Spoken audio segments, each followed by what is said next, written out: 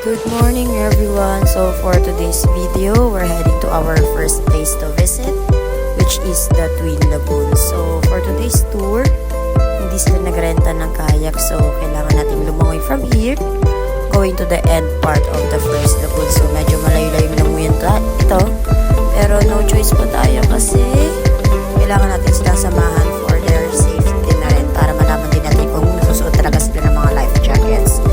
So right now, we're heading to our next place to visit, which is the lunch area. So habang nasa biyahe pa lang yung mga boat crew natin, nag-aasikaso na ng mga food na pwedeng i-design para maganda yung food presentation natin mamaya. So shoutout nga pala kina Tito Paul and kay Kuya Onyok na nag-design ng mga food natin for today's video. So eto na po yung outcome ng mga ginawa nila.